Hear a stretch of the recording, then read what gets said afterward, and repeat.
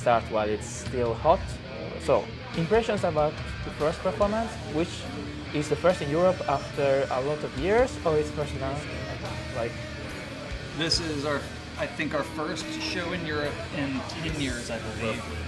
Roughly 10. Yeah, about Okay. 10 years. And we've only, as this band, only been over here one time. okay. So we played Hellfest way back when we started the band. And this is our first kind of like short tour of it. So I think it was a really excellent crowd and a really excellent opportunity.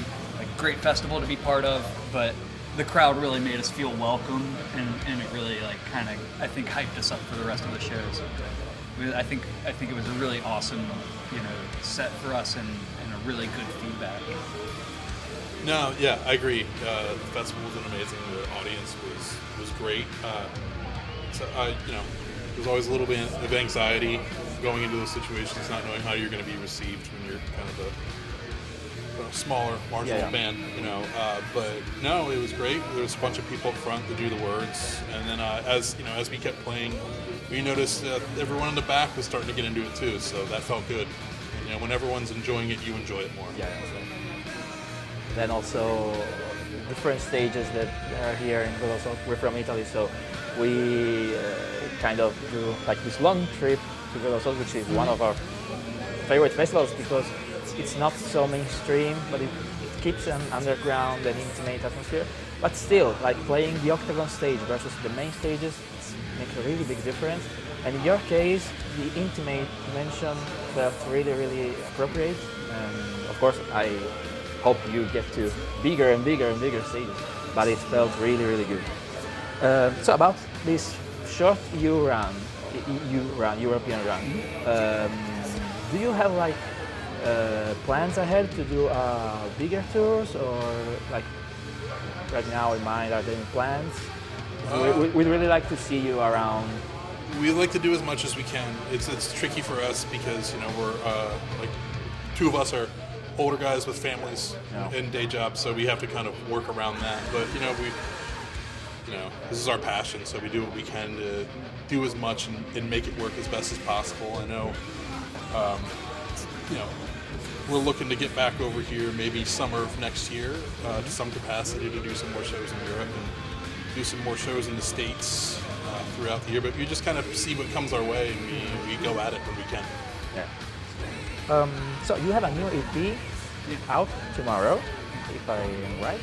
And what about it? How it came to be? It's a very short time period from Mysteriis and Rose. Right. And I also saw that there is a cover of the Mysteriis Dom Sathanas, which I suppose is a cover which was released some years ago on a single. So how did it came to be? How the EP came to be? Sure. So when we were recording the Stygian Rose album session, we always record more music than we put on an album. That's always the case. And then after doing that, we decide on what the length of what the album, really feels like. And we had really decided that we wanted to release the Stygian Rose as a single LP album. And I think Steve and I are both big vinyl collectors and listeners, so the vinyl record listening experience is very important to us. So with that decision to pare it down a little bit, we had to edit a little bit of the songs, but we still felt like the other songs on the album were of good enough quality that we wanted people to hear them. So we had two songs tucked in our back pocket for a long time that were always potentially to be released. When we had the opportunity to record another flexi for Decibel magazine in the US, that gave us the opportunity to have, between 20 and 30 minutes of music. That gives us a justifiable release in between as we're writing a new album. So 2 songs from the Stygian Rose session make up side 1 of Saturnian Appendices, and side 2 is both tracks from the Decibel Flexi series. Okay. So Lacrimose is a standalone track, and our cover of De Mysteriis Dom Sathanas is a standalone track. That dates back to, I think, 2016. Yeah, when we did that. 16, 17, if I remember correctly. So, it's been something that we've really wanted to get out and release in a physical form, because it's really hard to find that cover song. Yeah. So this gave us an opportunity to have a place to include it, and then release it on other digital platforms as well. Mm-hmm. So as a listening experience, we see like side A of Saturnian Appendices as the continuation of the album, and then a couple of bonus tracks on side B that expand our sound a little. Makes more sense, yes. Yeah, Lachrymose is our newest song that we've written, and we wrote and recorded it after the Stygian Rose album recording sessions. So we viewed it as its own entity. Okay, it's not in any way connected to the themes or the story of the Stygian Rose. Yes. Okay. So, and why the Mysteriis Dom Sathanas especially? I mean, I know you're playing and listening to extreme metal a lot, but why that's, especially since Mayhem is playing already this year? So that actually came up. Our drummer Enrique was talking to Thomas from Abigor, and we were trying to figure out what song to cover. And he said, you should do a doomed out cover of the Mysteriis Dom Sathanas. And I mean, I wasn't sure if he was saying it in jest or not. I wasn't part of the conversation, but it got my wheels turning. I kind of thought about it. So I thought about the riffs and the melodies and the songs. So I picked up a guitar and started kind of reinterpreting some of this. And I thought, man, this could be really cool. Like, I think we could actually do this. Like, either it's going to be, we're going to try our best, and if it's, if it falls on its face and it sucks, then we'll just bag it. But if, we think we can do something cool with this, we should. And with, obviously Thomas's help and input, it was pretty magical collaboration, actually. Like, I personally am very proud of our interpretation of that song. We would not have released it if we didn't think it was awesome or did the original justice to some capacity. I'm not saying it's better or anything, but we felt we did a really good interpretation, and that's a very important song and album to me. So yeah, no, I'm happy with how that came out. So about your music, I mean, given that you are coming from different backgrounds, you listen to different stuff, and also your music, that's like heavy doom, like classic subgenre, but with a lot of shredding, with a lot of double bass pedal. So how do you connect all your minds together? Is it difficult to convey them into coherent music? Is it difficult to write music for you? What's the secret? Well, I think we had spent the first two albums kind of finding what we felt comfortable making, and by the second album we kind of recognized that The Ruins of Fading Light was sort of a genre piece. It's a sort of definitely epic doom metal album. And after we finished that up, I think we had spent enough time away from writing music, and we enlisted some new members, so we had a really clear idea of what the musicianship was capable of. Like, everybody is bringing, like, I write music for the band, but I can't play the music that I write, so like the other members are more talented than me at playing stringed instruments and stuff like that. But with that said, like, I knew that if we wrote it, it could be performed. And I think we felt like we didn't care about writing any kind of genre of music. Like, we didn't care if it was a doom metal album, or like, we knew people were gonna have thoughts about that no matter what. And because we're all in bands that are more extreme or more associated with extreme music than Crypt Sermon, we knew that we could push the boundaries of the heavy metal genre that we were already playing a little bit more. So really, I think we're now just finding that we're gonna be, I think there's more of like a creative explosion with our lineup.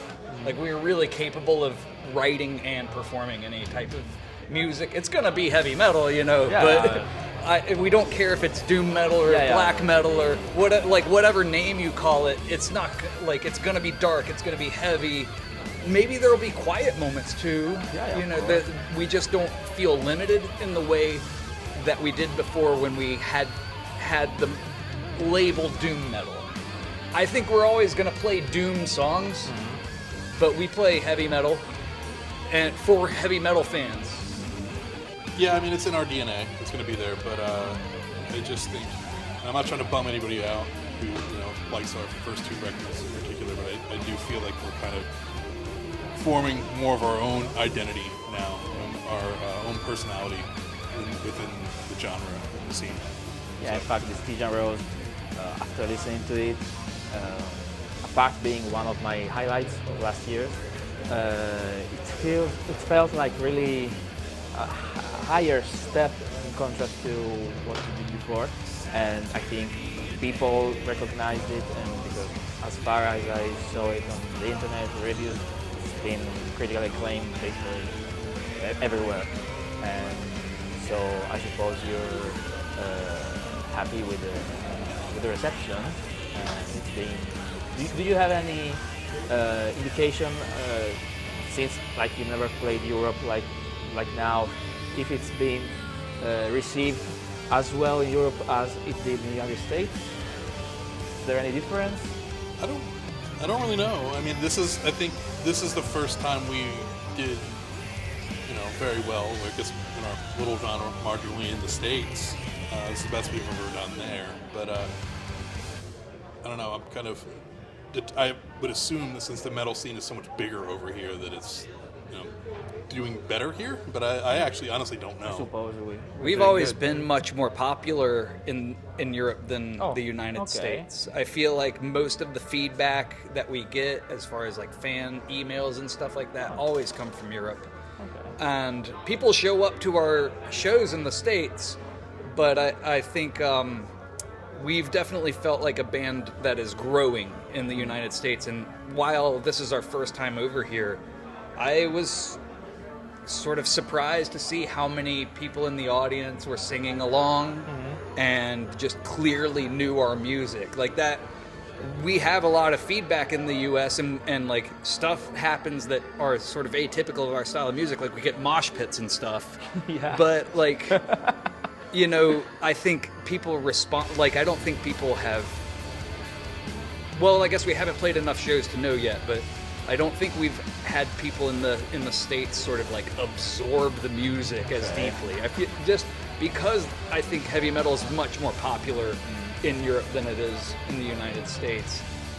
There's more of a crowd for us here, and that's maybe subject to change. But it's just I think extreme metal is a little more popular in the States. Yeah, bro. Also, I saw that it happens with many bands here, but it was very diverse crowd. Yeah. They all enjoyed the music, and they were all like absorbed, as you said. And that's nice. Like, that's a nice indicator of how good I think Stygian Rose was, because I think that is our aim as a band. Is that we're making heavy metal music, broad term heavy metal music for people who like heavy metal music of all kinds, like an umbrella genre. Yeah, who cares the distinction? Right, we don't like if on the next album there are blast beats, it's because they might make sense. We're not ready to rule any type of approach out yet, because we know that we're capable of pulling off. Like there's a heavy editing process in our songwriting, but I feel like we're really committed to we're committed to the stuff we write. Works very well, and it's very natural, all these elements. They work very well together. So I have a last question, and it's like a topic that's been affecting us for last 2 weeks. So it's Ozzy Osbourne's passing, and it affected us really deeply, especially now I see you wearing a t-shirt. A few bands have been honoring him, like Mastodon with a cover, Gojira will probably play a cover as well. There was a spontaneous altar made by fans like the festival ground. So everyone is showing their respect. Do you have like peculiar or intimate memory or moment related to Ozzy and or Sabbath? Many. Many of them. Ozzy is the entire reason I got into playing guitar and got into metal. When I was 12 years old, and I saw a commercial for the Osmond Thomas compilation album. Came out around '97 or so.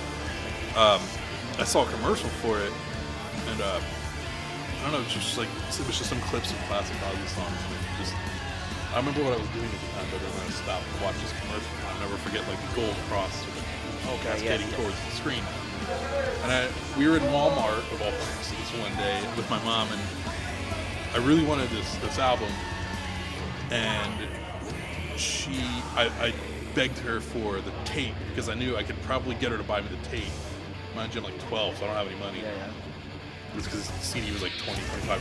The tape was like 10. So I bought me this tape, and I went home and listened to it, and it just became an obsession. Like I remember being out skateboarding with my friends, just bailing on to go home and listen to this tape. And then I got, the Rennie Rhodes tribute album and everything else. And I was just like an Ozzy fanatic. And then I begged my parents to buy me a guitar.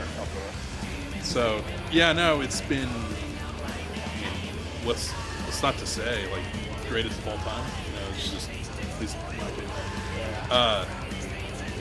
It's sad. I even have a picture of Ozzy mounted on my pedal board for this run. So yeah, I mean, I could go on and on, but you guys would be here all night. So you have a lot to do. So it's like in Italy we have like the images of saints, like right.